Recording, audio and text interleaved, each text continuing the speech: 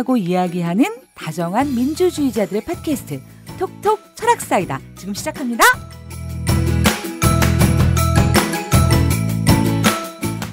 저희가 3월 탄핵 이후에요. 그냥 대선을 맞이하는 것이 아니라 우리가 만들고 싶은 그리고 만들어가야 하는 새로운 국가는 어떤 모습일까라는 고민을 가지고요.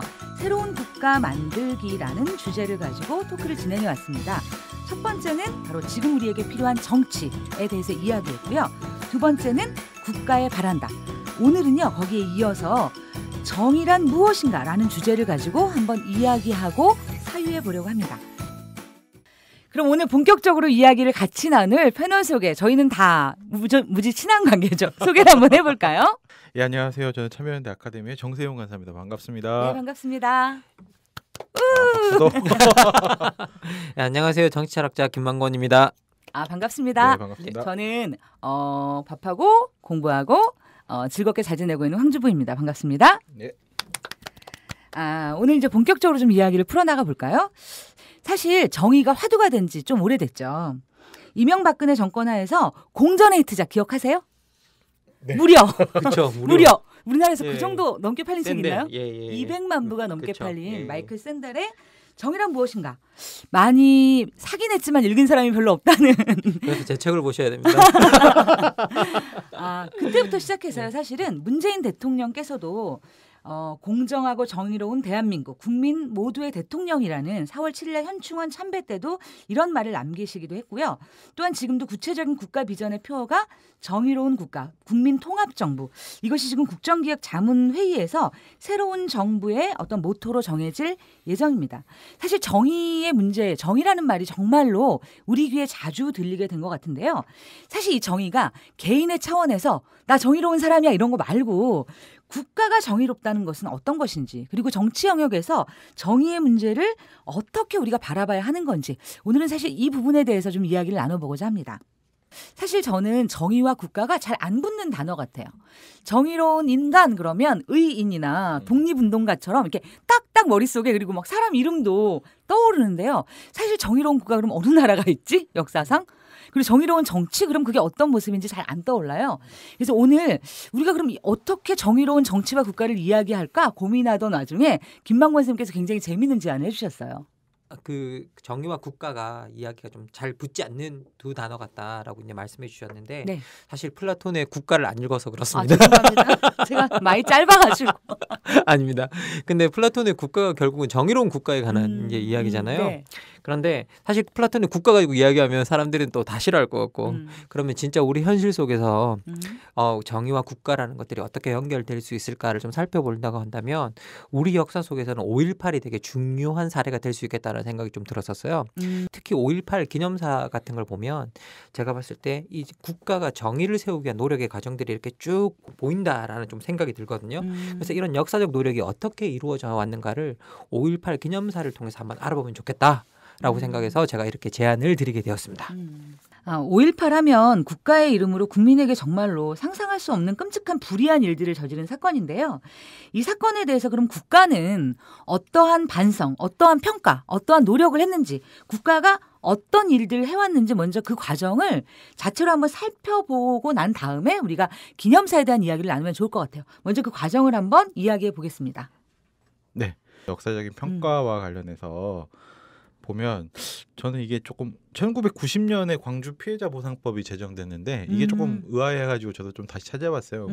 90년 하면 노태우 정부 맞아요. 시절인데 광주 피해자 보상법이 제정됐다고 그래서 어떤 맥락인가 찾아봤더니 이게 그 진상규명이나 이런 부분들은 제외하고 단순하게 피해를 입은 유가족이나 행방불명자들에게 일종의 국가 차원의 보상을 하겠다. 그래서 지금으로 치면 어떤 진상 규명의 요구는 묵살하고 그냥 국민 통합. 그렇죠. 화합 치유.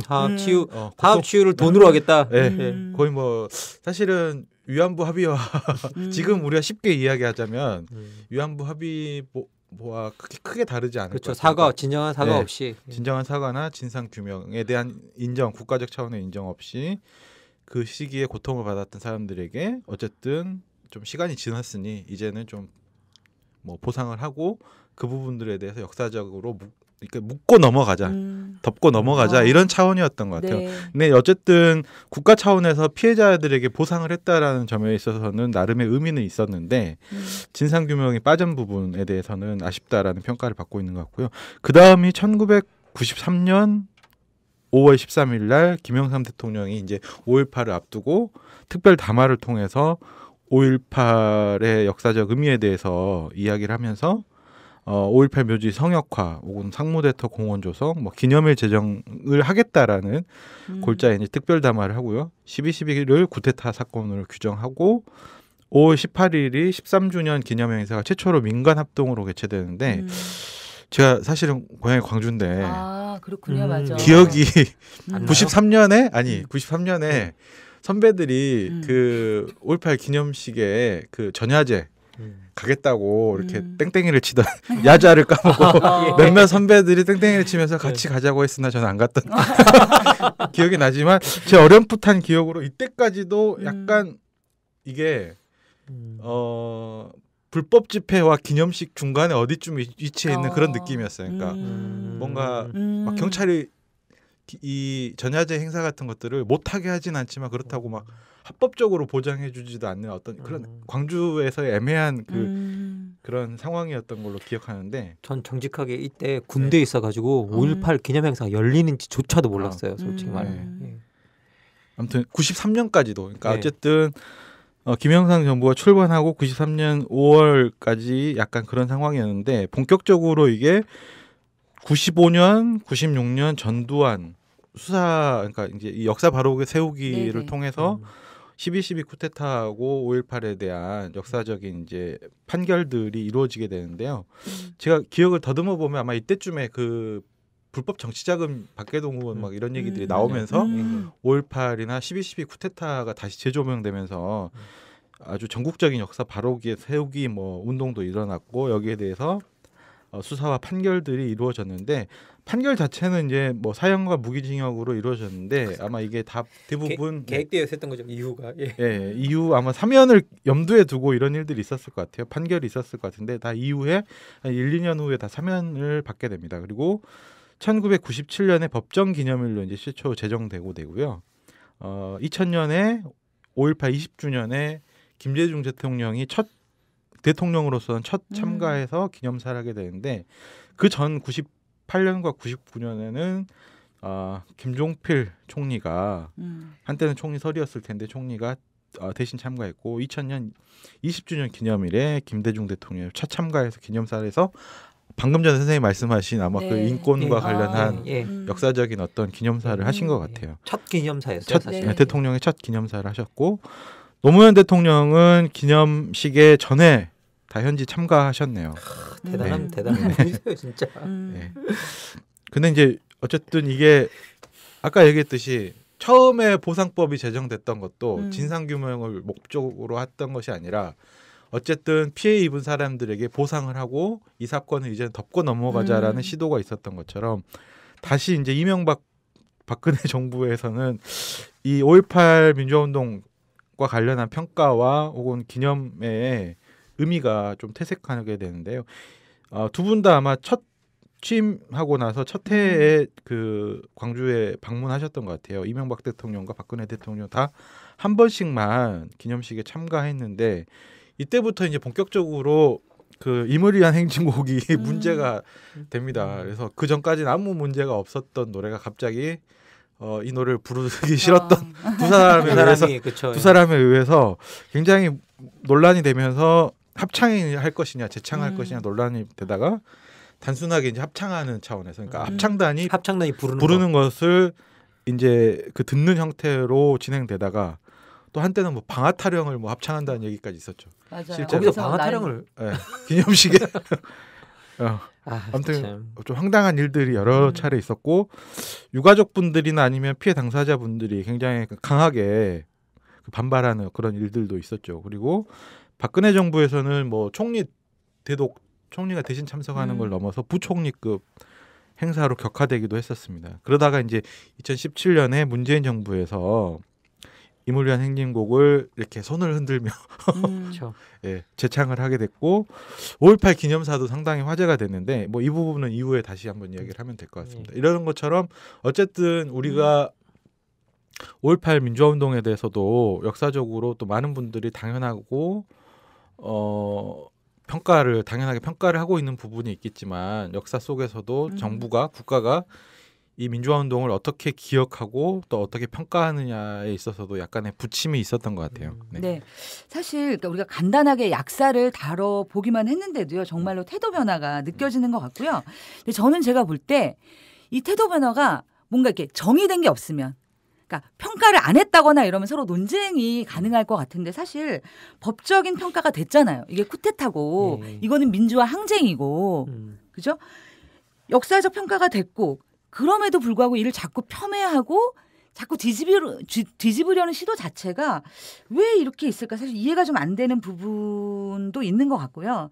사실 역사적 평가가 정권에 따라서 달라지는 게 과연 맞는 건지 어떤 정권에서는 이게 굉장히 훌륭한 사건이었다가 어떤 정권에서는 별로 어떻게 보면 기억하고 싶지 않고 그 의미를 되새기고 싶지 않은 사건이 되는 것이 맞는지 사실 좀 혼란스럽기도 합니다. 그래서 이런 부분을 그러니까 역사적 평가라는 그런 팩트 말고요. 구체적인 기념사를 통해서 각 정권이 이 사건을 어떻게 바라봤는지를 기념사라는 좀 긴 말들 있잖아요. 의미화된 말을 통해서 좀 살펴봤으면 좋겠다는 생각이 드는데요.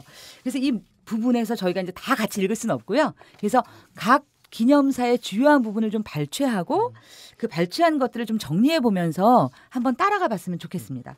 먼저 김대중 대통령께서 20주년 기념일에 첫 기념사를 하셨죠. 네. 네.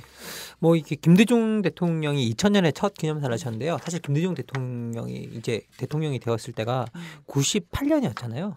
그런데 첫 2회 동안은 사실은 이게 알고 보면 김대중 대통령도 그 내부의 저항 세력 때문에 2회를 참가를 못 하셨어요. 이게 제가 봤을 때는 되게 역사적으로 너무나 그 민감한 사안 그 당시에도 민감하게 평가되고 있었고 오히려 법적으로는 이게 두 사람에게 사형 선고가 났음에도 불구하고 내부적 저항이 계속 있었던 거죠. 네. 그것 때문에 이제 사실은 어떻게 보면 이렇게 표현해도 될까요? 그 국민 통합이라는 이름 아래 자극하지 않기 위해서 첫 2회는 제가 봤을 때는 참여하지 않으셨던 것 같아요. 그런데 이제 3번째 해에 공식적인 기념사에 참여하셔서 대통령으로서의 첫 5.18 기념사를 하게 되는데요. 이 기념사에서 대통령이 이렇게 말씀을 하세요. 뭐라고 이야기하느냐. 5.18 하루 전 군사 정권에 연행되어 40여일 동안 모진 박해를 받던 중 당시 군부의 실력자 한 사람이 전해준 묵은 신문을 보고서야 비로소 광주에서 있었던 천인공노활 참상을 알게 되었습니다. 저는 그때 결심했습니다. 가신 임들을 위해서 그리고 이 나라 민주주의를 위해서 내가 할 수 있는 일은 그분들의 뒤를 따라 정의롭게 죽는 것뿐이라고 생각했습니다. 그것만이 민주영령과 국민 그리고 역사 앞에 영원히 사는 길이라고 결심했습니다. 그래서 저는 자신들에게 협력하게만 하면 대통령을 빼놓고는 어떠한 직책이라고 주겠다는 군부의 제의를 단호히 거절했습니다. 그리하여 저는 사형 선고의 확정 판결을 받게 되었던 것입니다. 라고 표현하고 있거든요. 네. 사실 이게 뭐 정말로 목숨을 걸었던 거죠. 목숨을 걸고 이 대목이 그래서 저는 좀 기억이 되게 많이 남았어요. 어떻게 보면 그 당시만 해도 5.18에 대한 역사적 평가 이런 것들이 저한테도 안 와닿았던 것 같아요. 그러니까 뭐 이게 그 자체가 되게 그냥 나쁜 일이었고 이건 뭘 역사를 평가할 것인가 어떻게 보면 그런 생각이 좀 들어 있었는데 그래서 그런지 몰라도 이 앞에 시작되는 이 부분에 나오는 대통령의 어떤 그런 부분이 되게 기억에 많이 남았는데요. 그런데 지금 돌이켜서 다시 이제 2000년 기념사를 보니까 정말 중요한 일들이 이 기념사 안에 있더라고요. 그래서 제가 여러분에게 좀 읽어드리고 싶은 대목이 있는데요.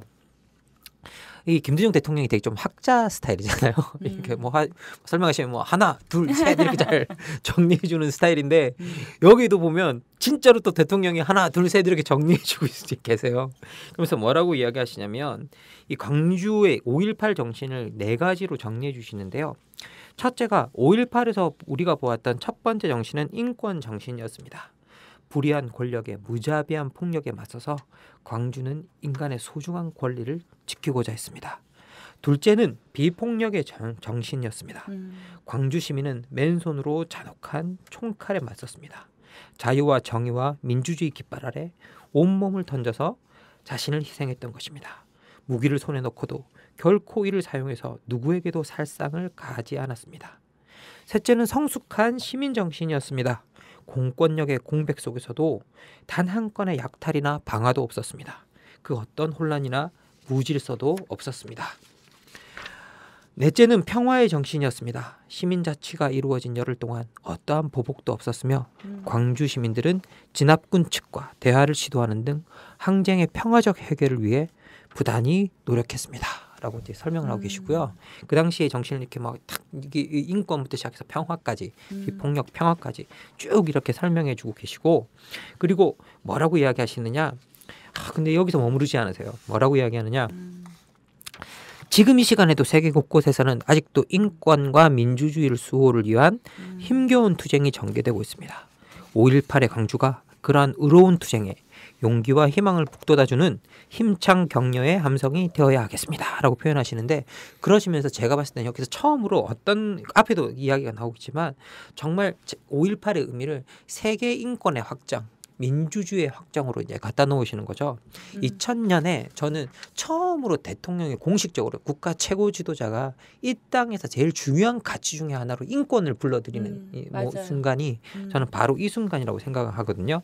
그래서 뒤에 이렇게 또 말씀하세요. 무엇보다 우리는 광주 항쟁의 정신을 받들어 인권을 더욱 신장시키고 민주주의를 완성하는 데 노력을 다해야겠습니다. 그래서 뭐라고 이야기하느냐? 정부는 인권법을 조속히 제정하고 인권위원회를 설치하여 세계의 모범이 되는 인권 선진 국가를 건설해 나갈 것입니다. 라고 이야기를 하고 있습니다. 그러면서 인권이라는 부분이 얼마나 국가가 보호해야 될 중요한 가치인가를 갖다가 처음으로 국가 지도자가 우리나라에 소개하고 있는 그런 순간이 아닌가. 라고 저는 이렇게 5.18 기념사가 좀 해석이 되는 부분이 있습니다. 그래서 너무 사실은 이 기념사를 읽을 때 저는 개인적으로 너무 좋았고요. 그리고 우리가 이 5.18 이제 두 번째 기념사를 보면 이제 그 노무현 대통령이 하게 되잖아요. 노무현 대통령은 거의 매년 참가하셨습니다. 그리고 기념사도 많이 하셨어요. 그래서 이게 근데 첫 기념사와 그리고 끝날 때 기념사 거의 끝나가실 때 마무리되실 때 기념사를 이렇게 보면 좀 명징한 부분이 하나가 있는데요. 이 5.18의 문제를 정의의 문제와 연결시키고 있어요. 노무현 대통령은 뭐라고 이야기하느냐 하면 2003년 처음으로 이제 대통령이 되어서 이제 그 기념사를 냈을 때 무엇보다 정의는 반드시 승리한다는 역사적 교훈을 5.18이 남겨주었다라고 표현하시거든요. 그러면서 1980년 당시 자유와 민주주의를 외치던 광주의 함성은 정부와 언론에 의해 불순분자의 난동으로 왜곡되기도 했습니다. 자유와 정의, 인권을 부르짖은 시민들은 폭도로 매도되었습니다. 정의와 양심의 분노가 군부의 총칼 앞에 무참히 짓밟혔던 것입니다. 그러나 지금 5.18 광주는 승리의 역사로 부활되었습니다. 라고 말씀하시면서 이걸 갖다가 정의의 차원으로 이제 다시 불러드리고 있죠. 그러면서 이렇게 이야기합니다. 그 기념사에 똑같이 무엇보다 국민이 진정한 주인으로 대접받는 정치와 행정이 되어야 하겠습니다. 그래서 정직하게 땀 흘려 노력하는 사람들이 성공하는 사회, 정의가 승리하는 역사를 만들어 가야겠습니다. 라고 이제 정의를 계속 이렇게 불러드리고 계세요. 이 기념사 안으로. 그러면서 2007년에 들어가 보면 아주 중요한 또 부분이 있습니다. 뭐라고 이야기하시냐면 이제 이 같은 비극은 없을 것입니다. 불의한 권력이 국민의 자유와 인권을 짓밟는 역사가 되풀이되지 않을 것입니다. 역사의 큰 줄기는 모든 사람들이 자유롭고 평등하며 평화로운 삶을 누리는 방향으로 흐를 것입니다. 그리고 그 어느 누구도 이 도도한 진보의 흐름을 가로막거나 되돌리지는 못할 것입니다. 라고 이야기를 하고 계세요. 그러면서 이 정의가 승리했다라는 그 정의가 승리할 수밖에 없고 승리의 역사를 만들어 나가야 되고 지금 우리가 만들어 놓은 지금 바로잡은 이 역사를 누구도 되돌리지 못할 것이다. 라고 이제 이렇게 우리한테 이야기를 해주고 있는 거죠. 그래서 첫 번째 김대중 대통령의 기념사가 인권과 맞닿아 있었다면 두 번째 노무현 대통령의 기념사는 정의의 승리와 맞닿아 있었다라는 좀 생각이 듭니다. 예. 그러면 저는 이제 이명박 대통령의 기념사를 한번 이야기해 볼게요. 이명박 대통령이 2008년에 그 5.18 그 기념식에 참가를 했어요. 거기서 이제 한 기념사인데요. 사실 줄칠 부분이 많이 없어서 굉장히 고민을 많이 했습니다. 이렇게 김만원 선생님처럼 막 이렇게 열심히 읽으면서 감동적으로 제가 읽어드리고 싶은데 그래서 몇 부분을 읽어드릴게요. 이 자리에 함께하신 여러분, 이제 5.18 정신은 그 자체로 이미 귀중한 자산이지만 우리는 그것을 국가 발전의 에너지로 승화시켜야 합니다. 민주화로 활짝 피어난 5.18을 선진 인류 국가를 건설하는 정신적 지주로 발전시켜야 합니다. 역사는 지금 우리에게 산업화 민주화를 거쳐 선진화를 이뤄내라고 요구하고 있습니다. 세계에는 선진국 문턱에 다가섰다가 기회를 잡지 못하고 주저앉는 나라들이 많습니다. 그들의 실패를 거울 삼아서 우리는 선진국의 꿈을 반드시 실현해야 합니다. 선진국으로 성큼 들어서기 위해서는 변화는 선택이 아니라 필수입니다. 보시면 아시겠지만 지금 선진국이란 말이요. 너무 많이 그 기념사에 나오고 있고요. 뒤에 조금 또 한 부분 읽어드릴게요. 존경하는 광주 시민과 전남도민 여러분, 지난해 대선 당시 광주 금남로에서 비가 오는 중에도 저의 유세를 들으며 박수를 보내주시던 여러분의 모습을 저는 잊지 않고 있습니다. 광주 전남 지역이 국제적인 경쟁력을 갖도록 힘쓰겠다는 약속을 했고 그 약속을 다시 한번 드립니다. 그리고 또한 재임 기간 중에도 광주가 아시아의 문화 중심 도시로 우뚝 설 수 있도록 뒷받침할 것입니다. 우리 모두 하나 되는 대동의 광장에서 미래를 향해 힘을 모아 나갑시다. 선진화의 새 역사를 함께 힘을 모아서 만들어 나갑시다. 사실 이 부분은 직접 쓴 것 같아요. 정말 잊지 않고 있다. 이거 꼭 넣어 연설문에. 그리고 막 그 놀라운 대목들 있잖아요. 여러분이 비 맞을 때 유세할 때 나게 박수 치던 모습을 잊지 않고 있다. 이게 왜 이 기념사에 들어가는지 전 잘 모르겠네요. 예. 전체 기념사를 제가 살펴보니까요. 실제 광주의 정신에 대한 평가는 없이 그 5.18 정신이 어쨌든 민주화를 일궈냈는데 이제는 거기에 머무르면 안 되고 이제 그 에너지를 선진국으로 가는 에너지로 변화시켜야 된다라는 게 이명박 대통령의 그 기념사의 핵심이 아니었나 싶습니다. 여기 선생님께서는 안 읽어주셨는데 저는 네. 한 대목이 좀 기억이 나는 게 여기 이게 되게 중요하다고 생각해요. 그러기 위해서는 과거가 아니라 미래를 보고 창의와 실용으로 우리가 변해야 된다. 그러니까 과거를 보지 말자라고 이야기하고 있어요. 그럼 미래를 봐야 된다. 그러면서 창의와 실용. 이 정의와 기억의 문제를 맞아요. 예, 창의와 실용으로 전환시키면서 우리가 미래를 보라. 과거 이제 뒤로 놔두자라는 식으로 이렇게 이야기를 좀 하고 있는 측면이 있는 것 같아요. 화제를 급 전환하는 거죠. 5.18에 대해서. 예. 박근혜 대통령 5.18 기념사가 이제 2013년에 있었던 기념사를 제가 좀 봤는데요. 여기는 정말 더 아쉽게도 더 짚칠 부분이 없었습니다. 제가 한번 읽어볼게요. 저는 이제 새로운 국가 발전의 길을 열어가야 한다고 생각합니다. 양적 성장에서 질적 성장으로 경제 발전의 패러다임을 바꿔야 하고 정치 사회 영역에 머물렀던 민주화를 경제 분야로 더욱 확장시켜서 국가 발전과 국민 행복이 선순환하는 새로운 구조를 만들 것입니다. 그것이 우리 앞에 밀려오는 도전을 극복하는 길이고 그런 새로운 미래를 열기 위해서는 지역을 넘어 아픔을 넘어 대한민국의 역동적인 발전을 위해 다 같이 힘을 모아야 합니다. 저는 이제 5.18 정신이 국민 통합과 국민 행복으로 승화되어야 된다고 생각합니다. 민주주의의 궁극적인 목적은 국민 행복이고 국민 행복 시대를 열어가는 것입니다. 실제 이 연설문에서는 국민 행복이란 말이 6차례가 등장합니다. 그리고 그 앞에 이명박 그 대통령의 그 연설문에서는 선진국이란 말이 제가 세보기로는 7번 등장을 하고요. 사실 다른 기념사에 비해서 굉장히 짧고 간결하다는 특징을 가지고 있습니다. 간결하다는 표현 쓰면 할 말이 없는 것 같은 느낌이 저는 드는데. 예. 예, 그다음에 제가 이제 그정 선생님의 그 두 기념사 이명박근혜 대통령의 기념사를 받아서 이제 마지막으로 올해 있었던 문재인 대통령의 5.18 기념사를 여러분에게 좀 소개시켜드려야 될 것 같은데요. 저는 사실 이게 김대중 대통령도 그렇고 이 문재인 대통령의 기념사도 그렇고 좀 저한테 많이 와닿았던 부분은 뭐냐면 이 경험을 타자화시키지 않고 자신의 경험처럼 이야기하고 계세요. 네. 예, 그래서 되게 중요한 부분이라 생각이 드는데 이 5.18 기념사도 뭐라고 이야기하고 있느냐 문재인 대통령은 그 당시에 이렇게 이야기를 하고 있습니다. 존경하는 국민 여러분, 5.18은 불의한 국가 권력이 국민의 생명과 인권을 유리한 우리 현대사의 비극이었습니다. 국민들은 광주의 불빛을 따라 한 걸음씩 나갔습니다. 광주의 진실을 알리는 일이 민주화 운동이 되었습니다. 부산에서 변호사로 활동하던 저도 다르지 않았습니다. 저 자신도 5.18 때 구속된 일이 있었지만 제가 겪은 고통은 아무것도 아니었습니다. 광주의 진실은 저에게 외면할 수 없는 분노였고 아픔을 함께 나누지 못했다는 크나큰 부채감이었습니다. 그 부채감이 민주화 운동에 나설 용기를 주었습니다. 그것이 저를 오늘 이 자리에 서기까지 성장시켜준 힘이 되었습니다. 라고 표현하면서 이 광주와 자신의 경험을 분리시키고 있지 않아요. 그리고 역사 속에서 자신을 타자화시키지 않고 그 안에 자신을 넣고 있거든요. 그리고 저는 이런 부분들이 우리한테 좀 가슴에 와닿는 부분들이 아주 컸던 게 아닌가라는 좀 생각이 들거든요. 그러면서 문재인 대통령이 이런 약속을 합니다.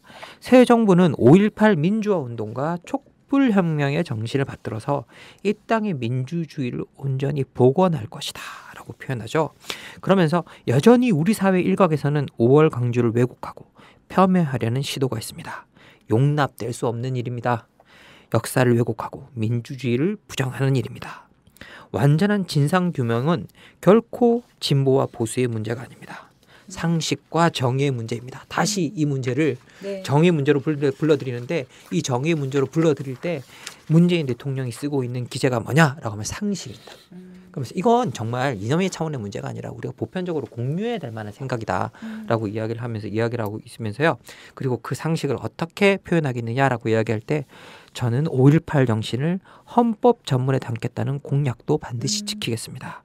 광주 정신을 헌법으로 개성하는 진정한 민주공화국 시대를 열겠습니다. 그러면서 또 이렇게 이야기하죠. 오늘 임을 위한 행진곡의 재창은 그동안 상처받은 광주 정신을 다시 살리는 일이 될 것입니다. 오늘의 재창으로 불필요한 논란이 끝나기를 희망합니다. 라고 이제 표현하고 있습니다.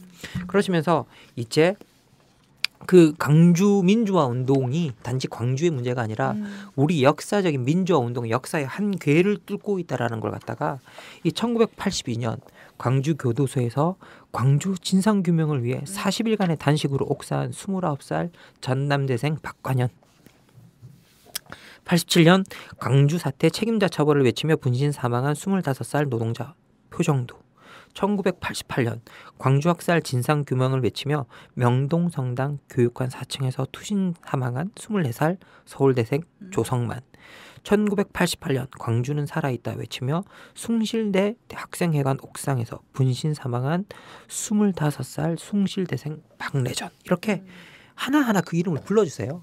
이름을 불러주시면서 역사적으로 정의를 지키려고 노력했던 사람들의 이름을 기억해 주는 그 순간이 참 전 좋았던 것 같아요. 그래서 기본적으로 이 기념사가 우리한테 의미를 가지는 건 뭐냐면 다시 5.18의 문제를 정의의 문제로 불러들이고 이것을 더 이상 우리가 이념의 스펙트럼으로 보지 말고 상식과 민주주의 차원에서 보자. 라고 우리한테 말해주는 거. 그리고 그 상식과 민주주의라는 것들을 갖다가 헌법 전문으로 다시 넣겠다라고 선언해주는 부분이 있는데 이 부분이 그래서 우리한테 좀 와닿는 게 아닌가라는 좀 생각이 좀 듭니다. 5.18은 너무 중요하지만 내가 그 기념식을 처음부터 끝까지 지켜본 경험이 사실 별로 없는 것 같아요. 저는 이번 그 문재인 대통령의 그 5.18 기념식을 제외하고 제가 처음부터 끝까지를 본 경험이 돌이켜보니까 없더라고요. 그리고 다시 한번 그 기념식의 전문을 살펴본 것도 이번이 처음인 것 같아요. 근데 그런 부분이 한편으로는 그만큼 그 기념식이 의미 있고 되게 뭐랄까요.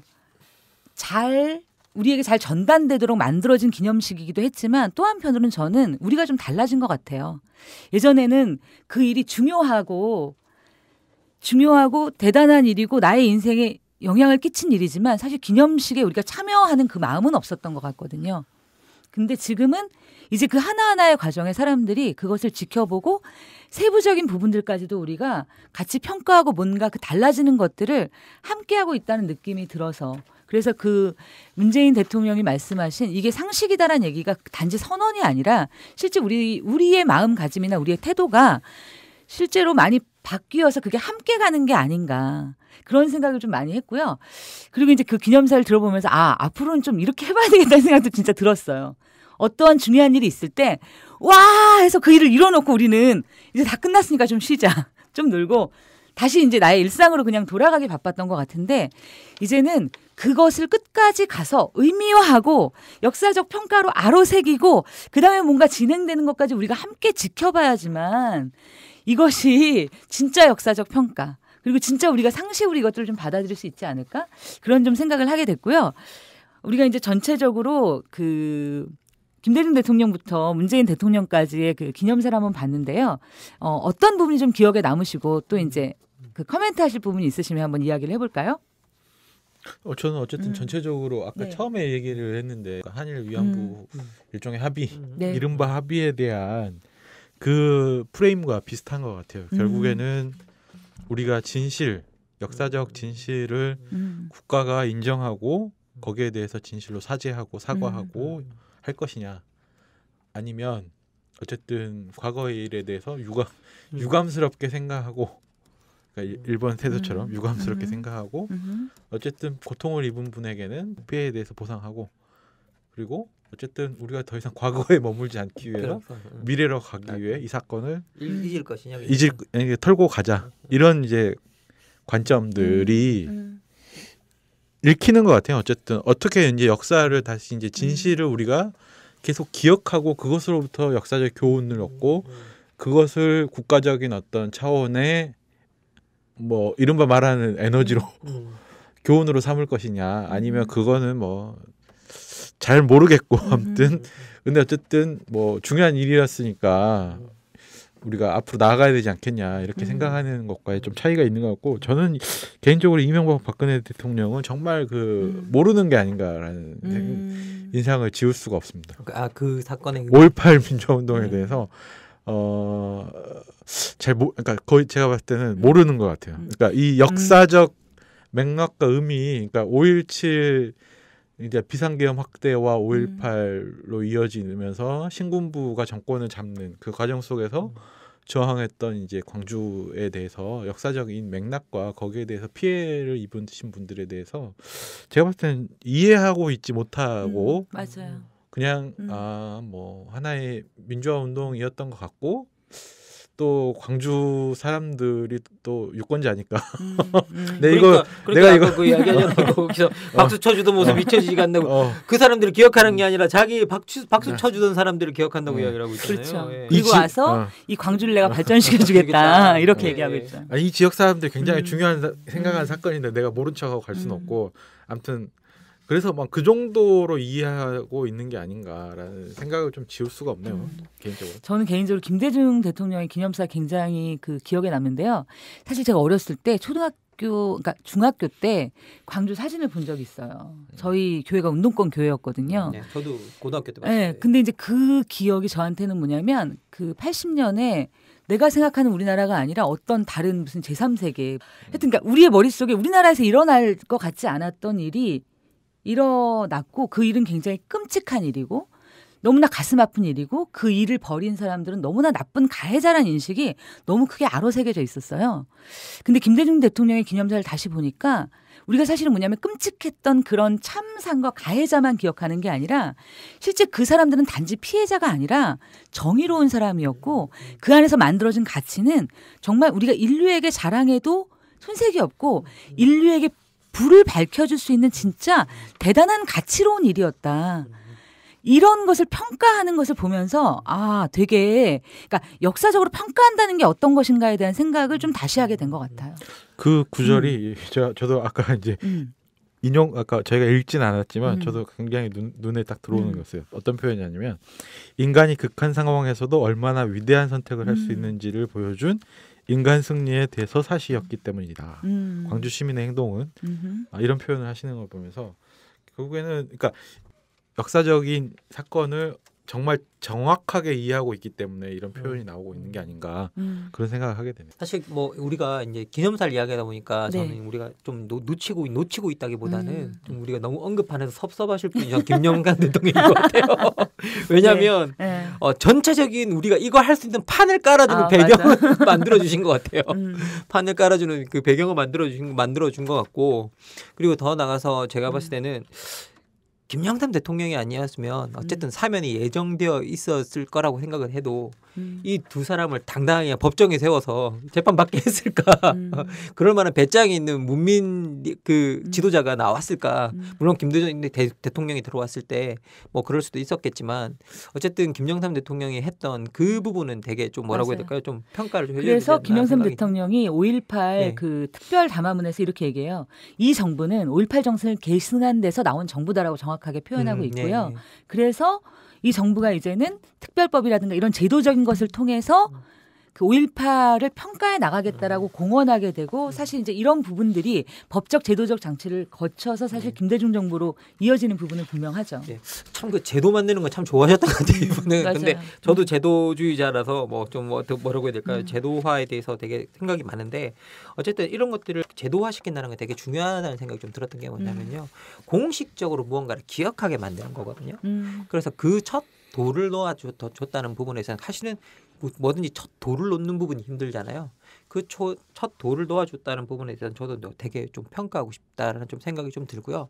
그리고 전체적으로 이 큰 맥락을 보면 우리가 이 5.18 기념사가 우리 굴곡의 역사를 보여주는 듯한 느낌이 좀 들어요. 이게 정말 그 잊혀졌던 사건이 문민 정부가 들어서서야 제대로 기억되는 초석이 놓였고 그리고 우리가 김대중 대통령이 들어와서 바로 기념사도 하지 못하고 사실 그 내부에서 그 어쨌든 관계를 거쳐서 김종필 서리가 먼저 사실은 김종필이 그 당시에 총리 서리를 하고 있다는 사실 자체를 생각해 보세요. 그거 자체가 그러지 않으면 문민정부가 버틸 수 없는 상황인 거잖아요.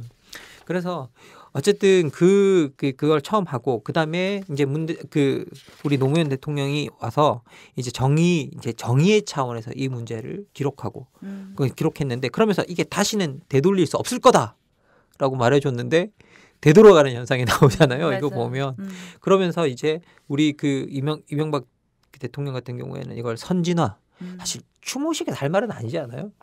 그리고 더 와서 국민 행복 그리고 잘 읽어보면 뭐냐면 두 대통령이 이야기하고 있는 건 뭐냐면 우리가 앞으로 가야 되기 때문에 과거에 얽매이지 말자는 게 요지예요. 맞아요. 예. 그리고 우리가 앞으로 행복해져야 하기 때문에 과거에 불행했던 기억 속에서 나와야 된다고 계속 이야기하고 있어요. 근데 그거는 그 과정은 예전에 사실 친일파를 평가하는 부분과 정확하게 일치하는 것 같아요. 예, 그렇잖아요. 예. 그 일제 36년과 그때 부역했던 그 친일파를 평가할 때 우리가 자꾸 그렇게 말하면 앞으로 나아갈 수 없으니까 이제 좀 그만 있자. 더 이상 말하지 말자. 그냥 앞에 밝은 미래를 향해서 나아가자. 너무 정확하게 일치하는 거 아닌가요? 근데 어쨌든 제가 그 좀 김대중 대통령 연설문 후반을 다시 좀 보니까 네. 그런 게 있어요. 그러니까 김대중 대통령 연설에도 이제 뭐 생산적 복지의 이야기, 뭐 남북 화해의 이야기 이런 이야기들이 있어요. 그러니까 그 당시에 국가 현안에 대한 그렇죠. 이야기를 하고 있죠. 이야기를 하고 있는데 제가 읽히는 건 뭐냐면 화합을 얘기하더라도 이분의 이제 이야기의 메시지는 그 연대를 이야기하시면서 화합을 또 이야기하고 있는 것 같더라고요. 그러니까 그 광주의 정신을 제대로 이해하면서 광주 시민들이 그 어려운 상황 속에서 서로 연대하고 했던 그 역사적 역사적 교훈들을 바탕으로 우리가 그 정신과 에너지들을 어떻게 국가적 차원에서 발전시켜 나갈 것인가 라는 점들을 이해하고 하면서 그 이제 기념사를 하고 있는 건데 그 차원이 좀 다른 것 같아요. 맞아요. 그러니까 통합이라고 얘기했을 때 차원하고 미래로 나아간다는 게 과거 없이 미래로 무조건 나아가는 거하고 과거의 역사적 교훈을 바탕으로 미래로 나아가는 것하고는 굉장히 질적 차이가 있는데 무조건 나아가자고 하는 맞아요. 이야기를 하고 있는 거죠. 이명박 박근혜 대통령의 기념사를 보면. 그 우리도 철학사이다니까 약간 철학적으로 네. 이야기하다 보면 사실은 우리가 정치 공동체이기 때문에 정치 공동체의 자부심이나 정치 공동체의 그 뭐라고 해야 될까요? 단결성을 유지하기 위해서 역사를 기억하는 두 가지 방식이 있거든요. 첫 번째는 기억하는 거고 두 번째는 정말 집단적으로 망각하는 거예요.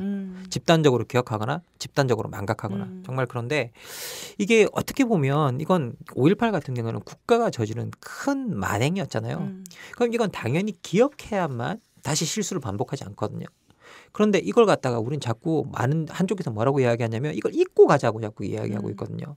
그러면 잊고 간다고 이야기한다면 이건 사실은 또다시 반복될 수 있는 문제고 그리고 후대들한테 이 이야기를 들려주지 못한다면 사실은 이 민주주의의 기초를 놓은 사람들이 이야기를 잊게 되는 거잖아요. 되게 중요한 역할을 하셨던 분들의 이야기를 읽게 되는 거기 때문에 저 같은 경우에는 이 자꾸 이자라고 말하시는 분들이 그 이자라는 이유를 갖다가 발전, 그쵸. 선진화, 행복으로 이야기하시는 부분이 있는데 제가 봤을 때는 기억하지 못하는 자들의 행복, 기억하지 못하는 자들의 풍요, 인간적으로 어떤 의미가 있을까? 가장 비인간적인 풍요와 가장 비인간적인 행복이 아닐까라는 좀 생각이 좀 듭니다. 예. 저는 사실 이제 그런 부분이 그러니까 인간적이다 비인간적이다 이전에 그분들에게 가장 중요한 게 무엇일까라는 관점에서 봐야 될 것 같아요. 그분들에게 국가란 예를 들어서 국가의 부가 제일 중요한 사람이죠. 그러니까 시끄러우면 부를 쌓고 우리나라가 뭔가 커지고 이러는데 너무 리스크의 요인이 되는 거예요. 그럼 리스크의 요인이 되는 모든 갈등 그런 것들 다 지워버리고 그냥 가자. 이것이 가장 중요한 어떤 기준이 되는 거고요. 사실 기억하자는 사람의 입장에서는 뭐냐면 야 우리가 중요한 건 기준인 거죠. 어느 방향으로 갈 것인가가 중요하지. 그냥 가자라는 건 의미가 없지 않아? 라고 하는 사람들의 가장 중요한 잣대가 바로 그 기준이 되는 거고 기억이라고 하는 건 그냥 그 팩트를 기억하자가 아니잖아요. 그렇죠. 그 팩트 속에서 우리가 무엇을 배우고 어떻게 평가할 것이냐. 예. 그래서 우리 사회의 가장 중요한 기준을 그렇죠. 말하는 거죠. 의미를 읽어내는 거죠. 진짜 그 기억을 해야 의미를 읽어낼 수 있는데 제가 그 한나 아렌트 그 이야기 중에 되게 인상적인 표현이 하나 있거든요. 그 정치에 대한 참여를 한나 아렌트가 뭐라고 표현하냐면 유서 없이 남겨진 유산이라고 표현해요. 그게 뭐냐면 있었던 일인데 유서가 없어서 아무도 기억하지 못해서 늘 새로운 일처럼 다가온다는 거예요. 뭐가. 그러면 저는 사실은 우리가 이런 것들을 다 기억하고 있다고 한다면 우리 만들어지는 민주주의도 뭔가 유서가 있는 거죠. 그리고 거기에서 우리가 하나의 전통을 만들어낼 수 있는데 우리가 만약에 이런 것들을 기억하지 않고 계속 간다면 우리가 하는 모든 일들이 새로운 일들의 반복이 돼서 우리 정말 어떻게 보면 뿌리 없는 사람들, 근본 없는 사람들이 되는 어떻게 보면 그 첫 번째 길이 아닌가라는 생각이 좀 들고요. 이렇게 우리가 가다 보면 뿌리 없는 민주주의를 만들어서 이런 뿌리 없는 민주주의 언제든지 흔들릴 수 있지 않을까요? 사실 민주주의가 발전과 행복으로만 유지되는 체제는 아니잖아요. 근데 이 발전과 행복만을 이야기한다는 것 자체가 저는 좀 불합리하다는 생각이 듭니다. 예. 실제로 저희가 이제 같이 읽다 보니까 단순히 그냥 나는 정의롭고 너는 정의롭지 않다거나 우리 정부는 정의를 중요하는데 예를 들어서 이명박근혜 정부는 정의 따위는 중요하지 않다라고만 얘기하지는 않는 것 같아요. 네, 맞아요. 그거 맞습니다. 사실은 뭐냐면 각자 다 이건 다 정의로운 거야라고 얘기하는데 그 정의라고 하는 부분들이 사실은 그 색깔들과 표현들이 굉장히 달라서 우리가 읽을 때 같은 정의를 얘기하고 있는 게 맞나? 라는 사실 의문이 좀 들거든요. 그래서 사실 오늘의 주제가 정치와 정의, 국가와 정의에 대한 거니까 이렇게 한번 이야기를 좀 해봤으면 좋겠어요. 사실 정의를 사전적으로 보면 진리에 맞는 올바른 도리, 공평함, 정당함, 올바름 이렇게 되게 절대적인 것을 우리가 알고 있잖아요. 그리고 우리 정의란 말을 쓸 때도 마찬가지인데 근데 실제로 그 막상 기념사나 각 정부의 말을 듣다 보면 그게 아닌 것 같다는 느낌이 굉장히 많이 오거든요. 그랬을 때 그 철학적 입장에 따라서 정의라고 하는 것도 그 내용이 달라질 수 있는지 한번 그 얘기를 좀 풀어가면서 좀 다시 구체적인 이야기로 돌아가 보죠. 네. 사실 이게 우리가 여러분들 마이클 샌델 책 정의란 무엇인가에 읽어보면 정의란 무엇인가에 관한 이야기가 안 나오거든요.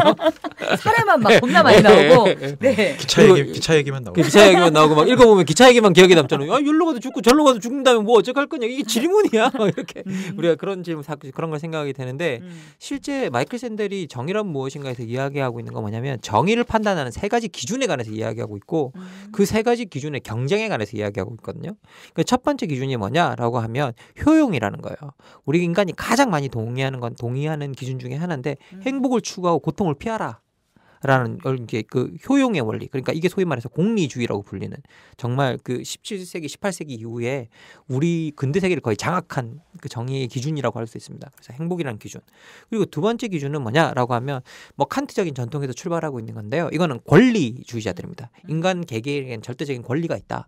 그 권리를 지켜주고 그 권리를 우선적으로 고려하는 것이 정의의 판단 기준이어야 된다라는 이야기를 하고 있고요. 그러면 이건 어떻게 보면 인권의 수호. 뭐 이런 것들이 되게 중요한 부분이 되겠죠. 그리고 세 번째는 뭐냐라고 하면 미덕이라는 건데요. 이 미덕은 사회적으로 공유된 가치를 이야기하는 거거든요. 이건 공동체주의자들이 말하는 거예요. 정의라는 것은 결국은 그 사회 내에서 어떤 사람들이 공유하고 있는 가치의 내용이다라고 이제 이렇게 이야기를 하고 있는 건데 이 세 개가 경쟁을 하는 거죠. 이 세 개가 경쟁을 하고 있는 시스템인데 사실 이 우리 그 기념사를 읽어보면 이 세 개가 좀 보여요. 이 세 개의 이 스탠다드로 쭉 설명할 수 있는 틀이 어느 정도 보이긴 보입니다. 뭐 그래서 선생님 그러니까 정의에 대해서 선생님 네네. 말씀하신 것처럼 권리, 효용, 미덕 이렇게 얘기를 해보자면 김대중 정부는 명징하게 권리의 문제, 권리주의자죠. 인권의 개념으로 권리의 문제를 얘기했고 노무현 대통령은 그 바탕 위에서 권리의 바탕 위에서 결국 정의는 반드시 승리한다라는 사회적으로 공유된 가치를 만들려고 했던 거죠. 그 연설이 2007년 연설이기 때문에 어쨌든 반복해서 역사적으로 평가가 이루어졌기 때문에 이미 5.18은 우리가 부정할 수 없는 역사적 정의로서 기억될 거다라는 일종의 공동체적 합의가 이루어졌다. 이루어졌다고 그리고 되돌릴 수 없다라고 말씀하시고 있잖아요. 한 것이라면 이명박 박근혜 대통령은 알겠고 알겠고 좀 이제 뭐 그건 알겠고 어쨌든 나라가 어려운데 발전을 위해서 좀 나아가야 되지 않겠냐라는 차원에서 역사를 기억하는 그러니까 효용의 측면에서 바라봤다면 다시 문재인 대통령은 그것을 다시 이제 우리가 그동안의 역사적 평가에 대한 5.18에 대한 역사적 평가의 논란을 접고 우리가 재창 뭐 이물의 행진곡을 재창함으로써 이것을 평가를 되돌리지 말자. 앞으로 나아가자라는 그 헌법 전문을 다시 헌법 전문에 담음으로써 우리 공동체가 확실한 합의한 것이다라는 것을 공유한 가치다라는 것을 선언한 것으로 미덕의 입장에서 미덕 입장에서 설명하고 있는 거죠. 이렇게 또 5.18 기념사를 볼 수가 있을 것 같은데 근데 어쨌든 효용의 입장은 사실은 단편적이긴 하지만 이 문제 이 기념사에 있어서는 조금 아쉬운 접근이라는 생각은 좀 저는 개인적으로 들기는 하네요. 그 효용적인 접근이라는 이런 부분을 보면 저는 이 효용의 접근도 사실은 되게 잘못된 효용의 차원의 접근인데요. 우리 공리주의자들이 가장 까먹고 있는 게 벤담이 공리주의를 만든 사람이잖아요. 이 사람이 이 공리주의를 제시할 때 두 가지 판단 기준을 내세우는데 아까도 말씀드렸다시피 행복을 추구하고 고통을 피하라는데 여기에 행복은 플레저로 표현하고 그 고통은 페인으로 표현해서 우리가 2P 프린시플이라고 부르거든요. 그런데 이게 두 개의 P가 작동하는 거라고 이야기하는데 이게 절대적인 판단 기준이라고 표현하는데 여기서 사실은 그 벤담이 이야기하는 건 뭐냐면 어떤 사안에 대해서 고통과 행복이 같이 온다는 거예요. 그럼 그걸 같이 계산해 보고 거기서 순수하게 남는 행복의 양이 최대 높은 것을 선택해야 된다는 이야기인데 그렇죠. 근데 우리가 늘 생각할 때 뭐냐면 고통 부분은 계산해서 배제하는 거예요. 그리고 오로지 내가 추구하는 행복만 어떻게 증대되는가를 생각하거든요. 그래서 이 기념사에서 제일 잘못된 건 뭐냐면 고통받은 자의 고통을 계산하지 않고 있는 거예요.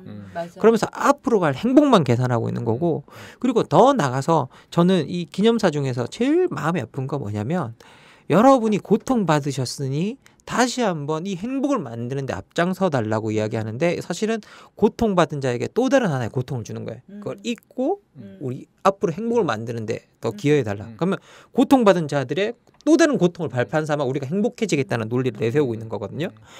이거 처음에 사실 읽어볼 때 물론 그걸 정말 그렇게 생각했는지 안 했는지 모르겠지만 논리상으로는 그렇게 생각할 수밖에 없는 구조를 취하고 있어요.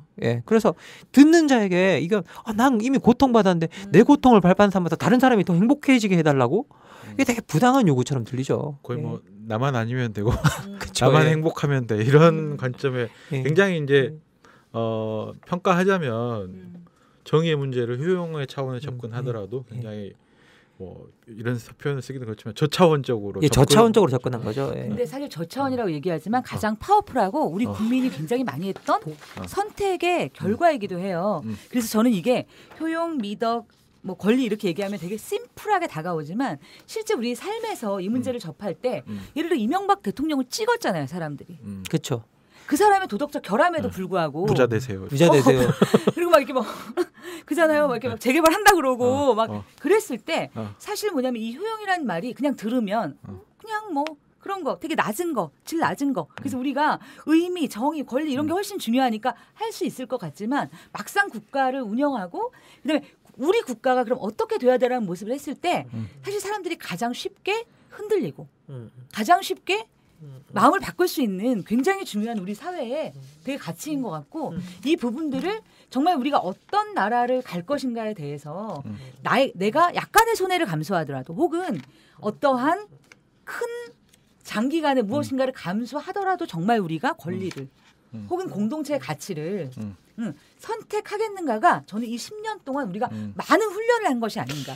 그래서 비로소 지금에 와서 그럼에도 불구하고 우리가 이제 이 나라는 이렇게 가야 되는 거 아니야? 라고 말하고 있는 게 아니야. 그런 생각이 들어요. 저 갑자기 그 영화 터널 생각이 나는데 그 터널에 하정우가 갇혔을 때 처음에는 막 전 국가 차원에서 막 구조하겠다고 막 총리도 나서고 그러다가 좀 지나니까 공사 지원에 따른 손해액과 이 한 사람을 구하기 위해서 뭐 막 결국에는 효용의 측면을 다시 나오잖아요. 사람들이 그렇죠. 처음에는 이 한 사람의 생명과 인권을 구해내자 이렇게 얘기가 나오다가 시간이 지나면 효용의 문제, 또 공사 지연에 따른 손실의 문제를 얘기하는 게 사실 근데 모든 얘기가 그렇게 귀결된다면 세월호도 마찬가지잖아요.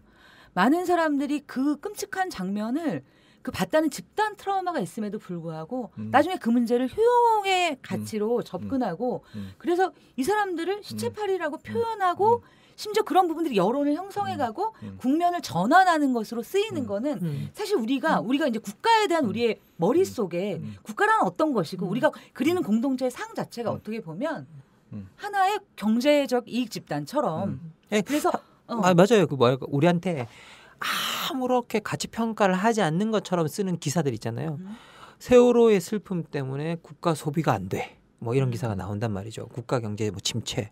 그러면 이게 그냥 뭐 현상을 설명하는 것처럼 보이지만 사실은 알고 보면 국가 경제 침체를 세월호 문제로 몰아가고 있고 그리고 더 나가서 거기서 빠져나오지 않는 이상 국가 경제가 더 나아지지 않을 것이라는 기이한 메시지를 담아 전달하는 거거든요. 근데 사람들이 이걸 어느 정도 또 받아들여요. 이게 그렇게 받아들이기 시작하면 사실은 이 사람들이 잊혀지기 십상인 거죠. 기억 속에서. 사실은 저는 5.18도 되게 비슷하게 5.18 희생자들이 잊혀졌다고 생각이 들거든요. 계속 이야기하는 선진화라는 그 논리 속에 국민 행복이라는 논리 속에 우리가 갖다 대는 그런 논리 속에 자꾸 잊혀졌다고 생각이 드는데 저는 그래서 그 잊혀진 아픔을 아는 사람들이 있는 거예요. 5.18의 가족들이. 그러니까 이 대통령이 그 5.18 기념사에 쓰고 있잖아요. 문재인 대통령이 쓰고 있는데 그 대목이 이겁니다. 2년 전 진도 팽목항에 5.18의 엄마가 4.16의 엄마에게 보낸 펼침막이 있었습니다. 당신 원통함을 내가 하오. 힘내서 쓰러지지 마시오. 라는 내용이었습니다. 나오잖아요. 제가 읽지를 못하겠네. 그 다음은 우리 정세현 선생님 좀 읽어주십시오. 네. 국민의 생명을 짓밟는 국가와 국민의 생명을 지키지 못하는 국가를 통렬히 꾸짖는 외침이었습니다. 다시는 그런 원통함이 반복되지 않도록 하겠습니다. 국민의 생명과 사람의 존엄함을 하늘처럼 존중하겠습니다. 저는 그것이 국가의 존재 가치라고 믿습니다. 그러니까요. 이게 우리가 어떻게 보면 국가가 우리를 행복하게 만들어주는 것 이것을 우리가 자꾸 돈을 주고 더 경제적으로 발전하는 것이라고 생각하는 성향이 있는데 진짜 가장 근본적인 행복은 저는 어떻게 보면 생명의 소중함을 아는 것 그리고 국가가 생명을 지키는 것 그 역할을 다하는 국가에 살 때 우리가 어떻게 보면 좀 더 행복해질 수도 있는 거잖아요. 그리고 그건 사실은 우리의 권리 국민의 권리를 하늘같이 알아야 국가가 지킬 수 있는 내용이라는 저는 생각이 좀 들거든요. 그런데 우리가 그걸 망각함으로써 5.18의 경험이 있었음에도 불구하고 그것을 기억하지 않았기 때문에 4.16이라는 것이 반복되고 5.18을 기억하지 못했기 때문에 4.16의 그 일들을 갖다가 나중에 시체팔이라고 이야기하는 사람들이 나오지 않았나라는 생각이 좀 듭니다.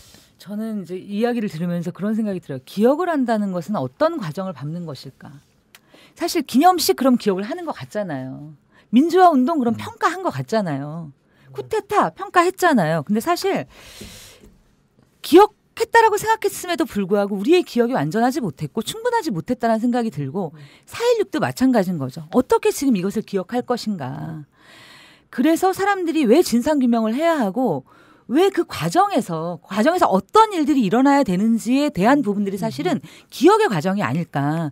우리가 기억한다라고 하는 건 결과를 기억하는 게 아니라 그 과정에 함께하고 참여하는 게 사실 기억하는 과정인 것 같아요. 그래야지만. 그런데 지금 우리가 그걸 배우지 못했기 때문에 그걸 한 사람들이 당사자들이 지금 현재 청와대의 수많은 기록물들을 대통령 기록물이라는 이름으로 열어보지 못하게 만들어 놓고 있고요. 그럼 그걸 열어보지 못하게 만듦으로써 우리 기억의 과정을 늦추고 우리가 망각하도록 만드는 기술을 쓰고 있는 거거든요. 사실 기억하지 못하는 자들의 슬픔이라고 저는 생각하는데요. 기억하지 못하는 자들은 끊임없이 자기 실수를 반복함으로써 자해를 해요. 그러면서 그것이 자해라는 것조차도 몰라요. 예. 정말 그리고 어떻게 보면 기억하지 못함으로써 자해에 그치면 되는데 타살을 일으키거든요. 또 다른 사람을 죽이게 만들거든요. 그러니까 무지로 인해서. 그래서 그 다른 사람을 살해하는 지경에 이르는 수도 되게 많은데 우리가 그 부분에 대해서 기억한다라는 것, 이것들 정말 과정을 기억하고 정확하게 한다는 것들은 진상 규명이 기초인데 우린 그게 안 되고 있었던 거죠. 세월호 진상조사위원회가 끊임없이 방해를 받았었고 5.18은 아직도 진상 규명이 안 된 부분이 되게 많습니다. 그렇죠. 헬기 사격이 이번에야 그쵸. 인정이 됐으니까. 예. 그러니까 이 진상 규명이라는 이 부분은 끝나지 않은 일이라면 반드시 이 일을 규명하고 넘어가야 우리가 기억할 수 있고 그리고 이제 그 역사적 사건에 대한 평가를 제대로 할 수 있거든요. 숨기는 것이 능사가 아니라 드러내야만 우리가 더 올바라질 수 있는 게 역사라고 저는 생각합니다. 네. 전 선생님 얘기를 들으면서 한 가지 되게 재미있는 생각이 들었는데 뭐냐면요. 아까 우리가 정의에 대한 세 가지 관점에 대해서 얘기했잖아요. 효용과 권리와 미덕. 네. 사실 저는 처음에는 1번이야 2번이야 3번이야 이렇게 생각했어요. 5.18을 권리주의자의 측면에서 봐야 돼? 아니면 이게 공동체의 미덕으로 이제 하나의 완성된 어떤 평가로 남아야 돼? 근데 사실 그게 아니라 여기에는 세 가지 측면이 다 있는 것 같아요.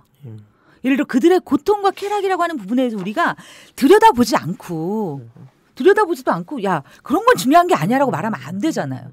그렇죠. 개인의 행복과 개인의 고통을 들여다보지 않고 굉장히 국가만 들여다봐야 되는 부분이고 그리고 그 안에서 권리라고 하는 부분도 우리가 정말 이게 기본이야? 라는 부분은 우리가 정말로 의문을 가지고 고민해봐야 되는 거고 사실 공동체의 미덕이라고 한다면 사실 그 미덕이 다수 그러니까 예를 들어서 51이 동의했으니까 공동체의 미덕이야. 49니까 아니야가 아닌 거잖아요. 어떻게 하면 이게 51이 아니라 우리가 이걸 집단의 기억으로 집단의 평가로 가질지에 대한 그 과정을 어떻게 구성할 것인가. 사실 그래야 그게 우리의 정신이 되는 거지. 아니면 51의 정신, 49의 정신밖에 안 되는 거 아니잖아요. 뭐 사실 저도 이렇게 막 생각이 좀 많이 드는데요. 네. 전 최근에 되게 그 인상적인 구절을 하나 들었었어요. 이건 좀 맥락이 조금 다르긴 하지만 어떤 학자분이 남아프리카에 가서 그 가난한 사람한테 그렇게 이야기했다는 거예요. 여러분 집을 가질 권리가 있습니다. 그랬더니 거기에 그 이야기를 들었던 노인이 그랬대요. 나는 권리 말고 집이 필요합니다. 라고 이야기를 했대요. 그런데 되게 중요한 부분이라는 생각이 들거든요. 뭐 그 부분, 그 할아버지가 했던 말 중에 저는 포인트가 뭐냐라고 하면 권리가 필요 없다라는 게 아닌 것 같아요. 권리가 있어야 자신 집은 생겨나는 거 맞거든요. 근데 진짜 현실적으로 권리만으로 그건 또 구현되지 않는다라는 거죠. 그래서 인간을 권리가 있는 인간으로 만들고 그 권리가 현실에서 드러나게 구체적인 결과물로 드러나게 만들어주는 부분이 되게 중요한데 5.18 같은 경우에는 이게 우리의 진상 규명을 통한 합의된 사회적 가치로 자리 잡는 것 그런 것들이 정말 그분들이 그렇게 되었을 때 그 당사자들이 행복해질 수 있고 그리고 더 나아가서 장기적 안목에서 보면 우리 국가도 행복해질 수 있는 측면이 아닌가라는 생각이 좀 듭니다. 예. 뭐 저는 거의 마무리되어가는 멘트 같은데요. 네. 저는 그 생각이 드는 것 같아요. 그러니까 처음에 우리가 정의로운 국가라는 게 어떤 것일까? 국가와 정의가 잘 연결되지 않는다고 하는데 결국에는 뭐 좀 이야기를 나누다 보니까 문재인 대통령의 기념사의 마지막에 있는 그 부분이 아까 우리가 다시 읽었던 국민의 생명을 짓밟지 않는 국가 혹은 국민의 생명을 지키는 국가가 이제 가장 그러니까 제 역할을 하는 정의로운 국가가 되기 위해서 무엇을 하는 게 아니라 국가의 제 역할, 국민의 생명을 지켜야 한다는 제 역할을 하는 국가가 가장 정의로운 국가고 또 그 역할을 국가가 못했을 때 또 개인들이 또 그 역할들을 하잖아요. 아까 저기 이야기했던 박관현 열사나 혹은 뭐 표정도 열사 이렇게 그 이제 진상을 규명을 외치면서 제 목숨을 바쳤던 사람들의 이름을 기억하는 국가가 정의로운 국가가 아닐까. 국가가 그 역할을 못했을 때 그 역할을 하기 위해서 앞서 나갔던 사람들의 이름과 이야기를 기억하는 국가가 정의로운 국가겠다. 그래서 결국에는 이제 그 김만곤 선생님이 자주 하시는 말씀이지만 개인이 정의를 실현하는 것은 너무나 큰 희생과 어려움이 따른다. 결국에는 그것들을 국가가 제 역할을 함으로써 정의의 실현자, 정의의 담지자가 되어야 된다라는 말씀을 하시는 게 뭐 저는 중요하게 생각하는 것 같아요. 어쨌든 뭐 항상 어떤 사회든지 의인과 영웅들은 또 나타나기 마련이지만 그것이 국가가 제 역할을 하지 못해서 나타나는 뭐 의인과 영웅, 정의로운 인간이어서는 좀 곤란하지 않겠나라는 생각이 들긴 해요. 그래서 뭐 아무튼 국가와 정의의 문제를 고민한다면 좀 그런 이야기를 생각해 볼 수 있지 않을까 싶습니다. 예. 저희가 사실 우리가 이제 5.18 기념사를 통해서 정의의 문제를 얘기해 보고 싶었던 이유는 결국은 어떻게 기억하는가가 어떻게 정의로운 국가를 만들 것인가와 정확하게 저는 그 일치하는 질문이라고 생각합니다. 불의가 받아들일 수 없는 과거라고 한다면 과거를 기억하지 않고 미래를 보는 것으로는 정의는 세워질 수 없다라는 것을 우리가 5.18 기념사를 통해서 알게 되었습니다. 앞으로 우리가 세울 정의로운 국가는 어떤 모습일까요? 아니, 좀 더 구체적으로 말하면 어떤 구체적 정책과 실행을 통해서 만들어가야 하는 걸까요? 대선 과정에서 제기되었던 적폐 청산 등의 그런 문제뿐만 아니라 사실 우리가 지금 이야기하고 있는 기본소득, 일자리, 노동, 환경, 뭐 원전 이런 구체적인 많은 문제에서도 사실 이 문제를 우리가 정의의 관점에서 어떻게 하는 것이 정의를 구체적으로 세워나가는 것인가 이렇게 고민해보고 사유해 보아야 할 거라고 생각합니다. 저희가 여태까지 국가와 정의라는 주제를 가지고 같이 이야기를 해봤는데요. 우리 집단의 기억은 집단만이 만드는 게 아니라 이것을 고민하는 개인들이 모여서 집단의 기억을 만든다고 생각합니다. 예, 네. 정말 뭐 선생님께서 너무 두 분께 잘 정리해 주셔서 제가 더 할 말은 없을 것 같고요. 제가 더 하고 싶은 말은 오늘 저희 방송이 역대 최고 방송이 아닌가 싶을 정도로 정말 그 좋은 이야기를 제가 많이 들었다라는 좀 느낌이 듭니다. 여러분들께 정말 말씀드리고 싶은 건 뭐냐면 이 5.18이라는 것들을 갖다가 단지 지역에서 일어난 일이라고 생각하지 말아 주셨으면 좋겠어요. 정말 우리 공동체가 공유해야 될 아픔이고 마치 우리의 그 세월호 사태가 우리 국민들이 다 아파했듯이 어떻게 보면 이 진상을 알게 되면 우리가 또 그만큼 어쩌면 그 이상 더 아파할 수 있는 역사적 사건이거든요. 그런데 우리 사회 현상에서 여러 가지 들여다보면 우리가 다양한 이유로 그 진실을 들여다보기를 되게 사실을 들여다보기를 거부하시는 분들이 되게 많은 것 같아요. 그것들을 떠나서 우리가 한 공동체에 속한 같은 공동체의 구성원으로서 구성원이 갖고 있는 그 아픔들을 정직하게 그것을 직시해 달라고 뭐 부탁드리는 말로 저는 오늘 뭐 코멘트를 마무리하겠습니다. 예. 저희가 오늘 정의에 대해서 이야기해봤는데요. 새로운 국가 만들기에 대해서 정치란 그리고 국가란 그리고 정의란 무엇인가에 대한 이 세 가지 이야기로 이야기를 진행해봤습니다. 또 하나 오늘 아쉬운 소식을 좀 전해드려야 될 것 같아요.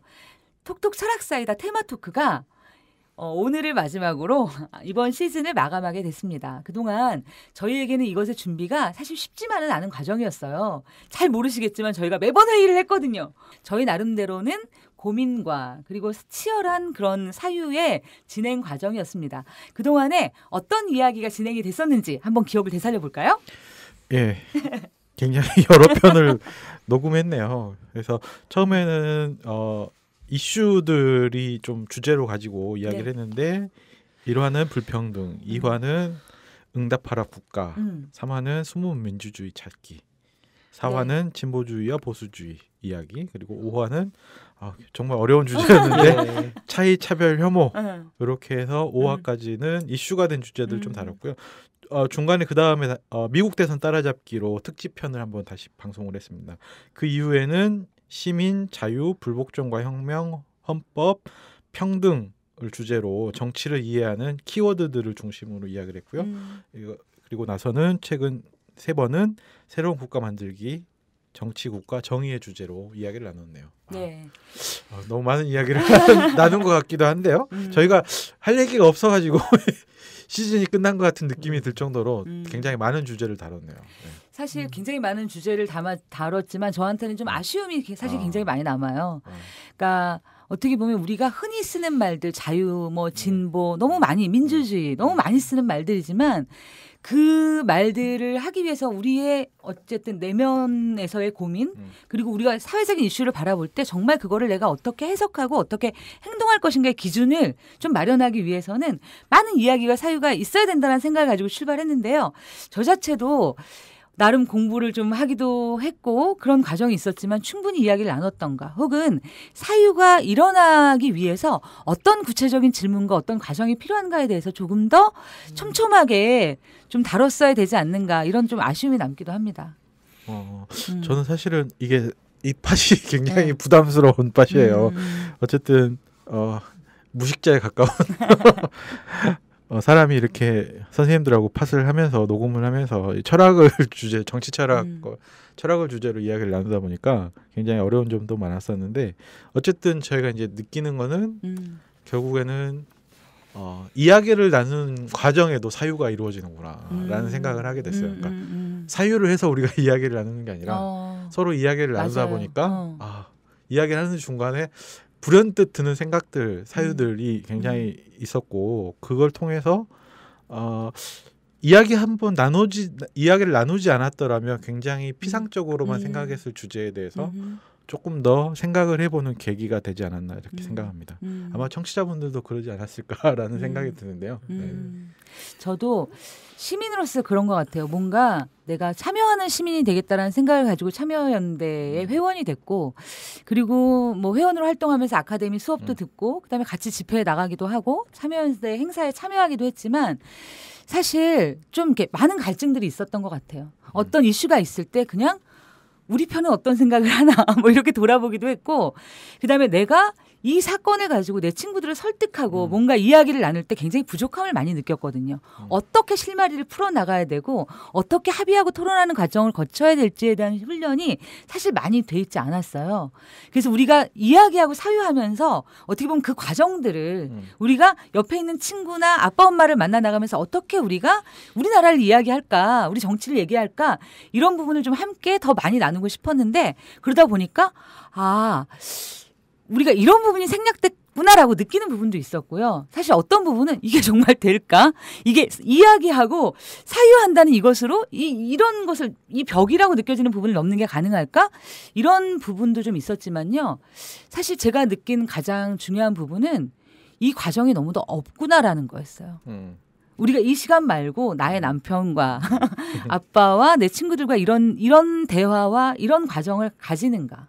그리고 적어도 이런 이야기의 과정만이 아니라 내가 어떤 의견을 정할 때도 내 안에서 이런 과정들이 거쳐지는가라고 했을 때 그런 부분들이 굉장히 적구나.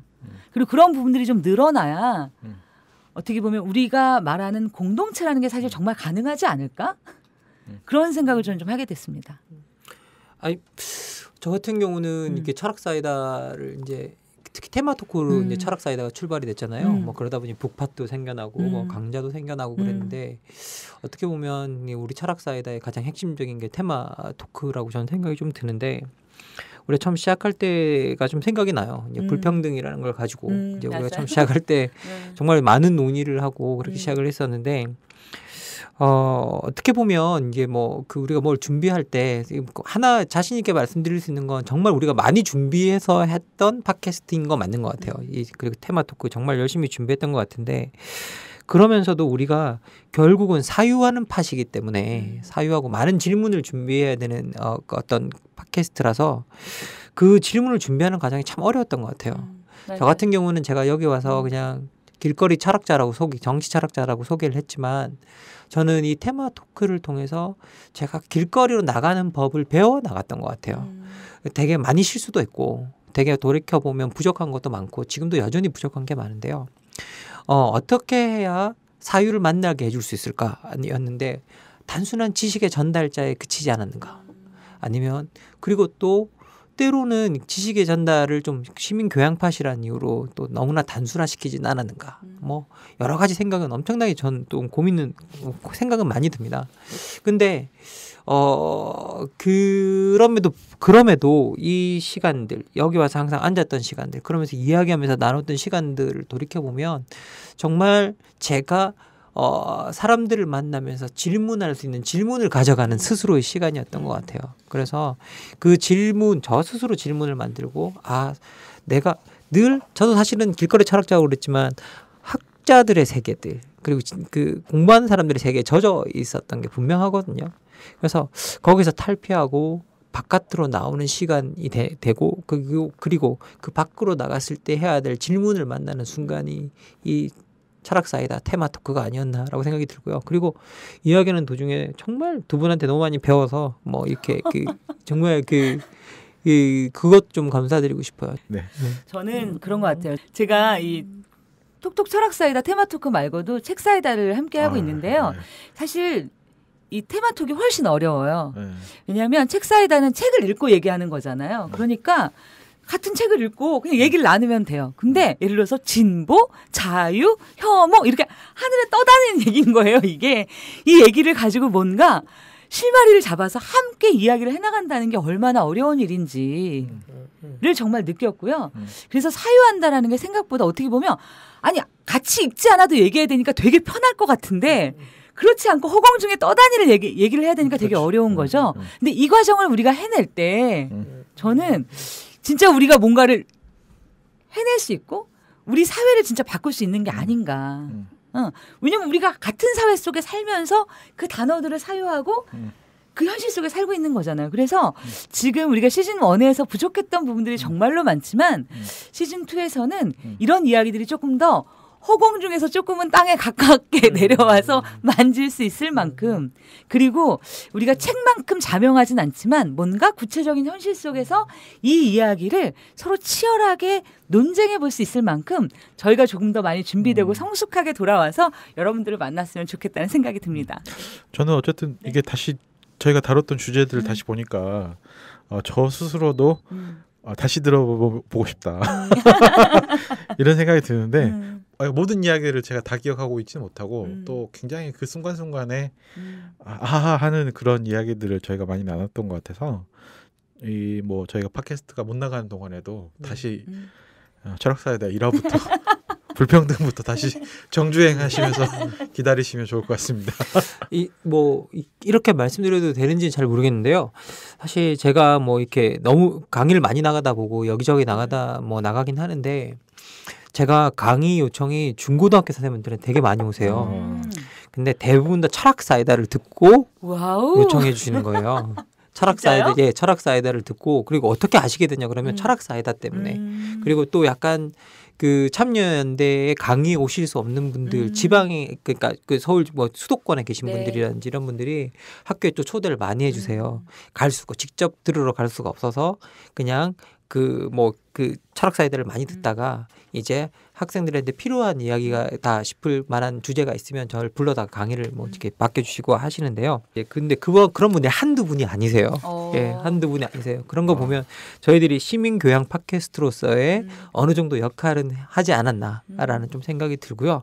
그래서 좀 더 제가 봤을 때는 이런 교육적 기능이라는 것들 저희들이 뭐 알려드린다는 게 아니라 같이 배우는 거잖아요. 어떻게 보면 상호작용하고 그래서 이런 상호작용하는 교육적인 어떤 팟캐스트들 그리고 정말 우리가 시민교육 팟캐스트를 내세웠었는데 그 목적에는 어느 정도 시즌 1이 부합하지 않았나라는 생각이 좀 듭니다.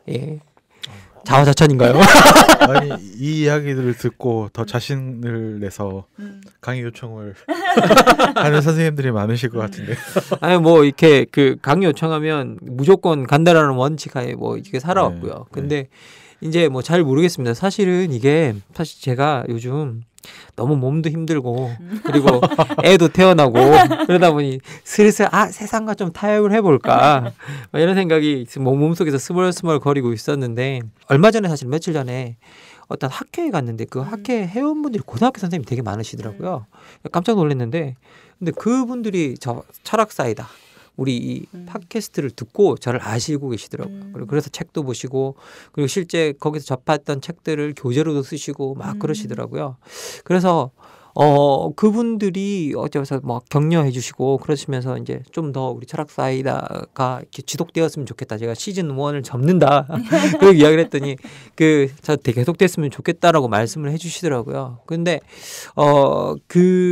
뭐라고 해야 될까요? 우리가 좀 애초에 이걸 처음 팟캐스트를 만들 때 저희들이 그런 말 했었잖아요. 진보적 팟캐스트가 우리들끼리 시대적 아픔 때문에 정말 우리들끼리 뭔가를 분출하는 출구도 되어야 되지만 우리가 좀 다른 언어로 좀 우리가 서로 남들 욕하지 않고도 그냥 우리가 좋은 언어로도 시민들에게 좋은 정보를 전달할 수 있는 그런 팟캐스트를 한번 만들어 보자라고 이제 우리가 그렇게 이야기를 했었는데 그런 측면에서는 뭐 상당히 좀 많은 걸 이룬 것 같고요. 그리고 주변에서 요청하시는 많은 이제 중고등학교 선생님께 다시 말씀드리자면 요청하시면 갑니다. 제가 사실은 그런 요청 때문에 정말 정직하게 말씀드리면 전 신념이 아닌 것 같아요. 이제 보니까 저를 지탱했던 건 그런 분들의 격려인 것 같아요. 그렇게 불러서 해주시는 게. 그래서 그런 분들에게 되게 감사드리고 불러주시면 갑니다. 걱정하지 마시고 요청해 주십시오. 예. 네, 저희가 얼마나 저희가 진행을 했죠? 이 철학사이다 테마톡을? 몇 월부터죠? 2015년 12월. 그러니까 1년 반. 굉장히 긴 시간을 사실 시즌치고는 굉장히 긴 시즌이었어요, 우리가. 달려왔네요. 근데 저희가 그런 것 같습니다. 새로운 약속을 할 때는 새 것에 걸맞는 또 옷과 내용이 필요한 것 같아요. 저희가 그런 노력으로 새로운 시즌에서 또 찾아뵐 수 있었으면 좋겠고요. 저희가 얘기했던 사유하고 이야기하는 것이 꼭 그래야 된다는 것을 넘어서 그것의 즐거움이 우리 안에 좀 자리 잡았으면 좋겠고요. 그 즐거움으로 사실 세상이 좀 험하긴 하잖아요. 아무리 문재인 정부가 됐어도 이 험한 세상을 사유하고 이야기 나누는 그래서 그 다정함을 가진 우리 이웃들과 함께 꿋꿋하고 재미있게 이겨나갔으면 좋겠습니다. 그리고 다음 시즌에서 좀 더 준비되고 좀 더 경쾌하고 좀 더 씩씩한 모습으로 찾아뵙도록 하겠습니다. 여러분 감사합니다. 나중에 뵙겠습니다. 또 뵙겠습니다. 네. 수고하셨습니다.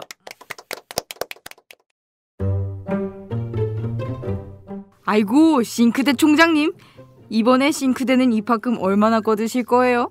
입학금이요? 뭐 대충 한 100만 원 받을까요? 세면대는요?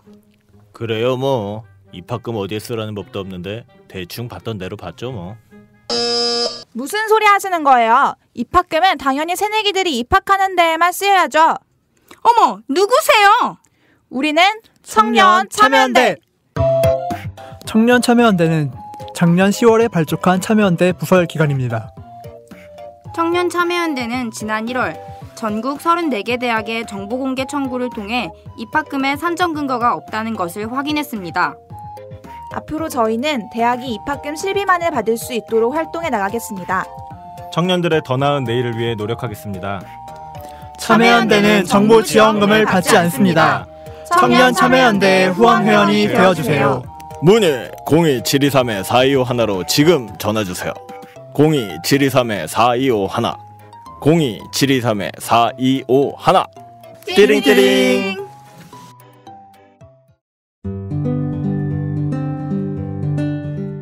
안녕하세요. 아카데미 느티나무 강좌를 7년째 듣고 있는 70살 넘은 할머니 정애자예요. 저에게 아카데미 느티나무는 새로운 배움터입니다. 배움을 통해 행동하는 시민의 발걸음에 동참하고 있다는 것이 뿌듯하답니다. 즐거움과 나눔, 웃음과 실천이 있는 배움의 공간, 아카데미 느티나무에서 뵐 수 있기를 기대합니다. 참, 아카데미 느티나무는 참여연대 부설 시민교육기관입니다.